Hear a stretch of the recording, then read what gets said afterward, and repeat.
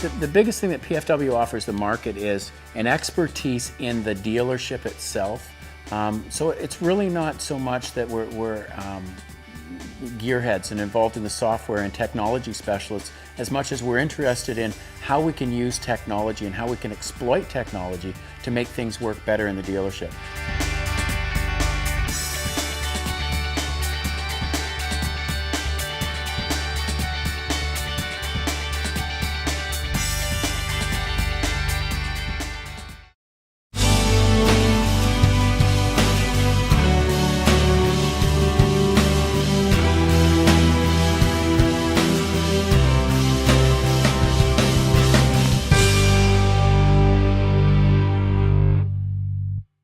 We'd been together about a year and realized that we needed to have a common language. When you bring the three cultures together, we need to find something that was our own.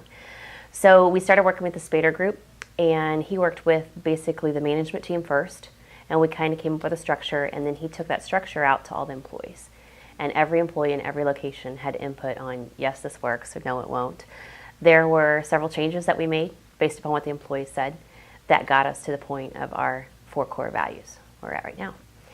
So every one of our 9 locations, well actually 10 because we count our corporate office as well. So every one of our 10 locations has a Managing by Values team in it, made up of at least 3 people, sometimes more, but that represent every department within the organization.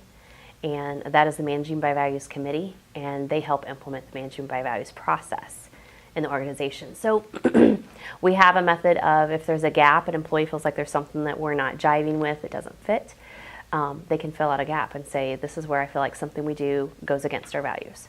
And that committee is then empowered to address that. They have the support of the store manager, but we ask that the committee be the ones that take the leadership on that and help resolve the issue. Oftentimes those are resolved simply by that committee going to that individual and saying, hey, you put in this gap, and either sometimes it's an explanation or a communication issue, or sometimes it's been, we need to find a simple fix for this, and actually changing something, a process or equipment or something to make it right. We also have a method for recognizing champions. And basically our criteria for champions is someone who goes above and beyond, or someone who so consistently exhibits those values at such a high level they deserve to be recognized for it. And so we like to have those every month. We don't have them, not always every month, but we're doing pretty good about having one a month in a store. And so when we do that, we recognize them at our monthly store meeting. Give them some tokens of appreciation, and gift cards and things like that, but just recognize them for that. Then over the course of the year, we ask each store to pick their, utmost or top champion of the year, and then our values leadership team, which is made up of 1 member from each store, selects the overall Managing by Values champion of the year that we reward at our all-employee meeting once a year.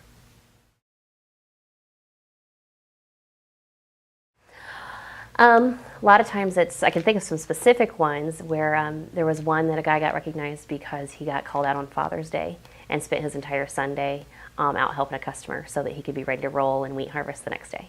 So he was nominated and received the award for that one. Sometimes it's someone going the extra mile, just working those longer hours, being called out from home, those kind of things that do that. We have a guy who was nominated not too long ago because we had some staff that we were short in our mower deliveries, and he's out of our Wichita location, so there's a ton of mowers to return. And so he worked in the parts department. He just started picking up 2 or 3 mowers every night, taking them home. He's off the clock. He didn't have to do it, but he saw a need there, and he saw they were getting behind and stressed out, and he just picked up the slack, went and did it. It's kind of been a good stepping stone, I think, for other initiatives that we've done. Like we now have a wellness coordinator in every store who they take the lead on helping stores find wellness things to do that fit that store, and we have safety coordinators. So we kind of use the model of the Managing by Values to try to find leadership opportunities for employee when maybe there's not a position for them to step up to, but maybe they can be a leader as far as a coordinator of some event. So where we have seen the most success is when, first off, that store manager has to understand that there's got to be high trust in that situation, and it's not their job to fix the gaps. It's his job to empower that committee to be able to fix those gaps. And so in the situations where that store manager has not stepped aside and let those folks work the process, we've had trouble. The concept doesn't take off very well. But once we kind of work with that store manager and get them to understand that you're going to have the most success when these employees feel like they're empowered to go do this, it takes off and it just flies. So the key is to not let, to me, not let your store management be too controlling, because it's scary to give your employees sometimes that much authority to go in and handle those situations. And as a manager, your instinct is to, no, it's mine, I'll take care of it. We've had some of that. We've had some where, I'll just take those gaps and I'll dress them. What we found, especially with gaps, is that we share all of that stuff. So when there's a gap submitted at a store meeting, once a month, we tell them this is the gap that was submitted. We don't share the names necessarily, but it's a small store, we all know.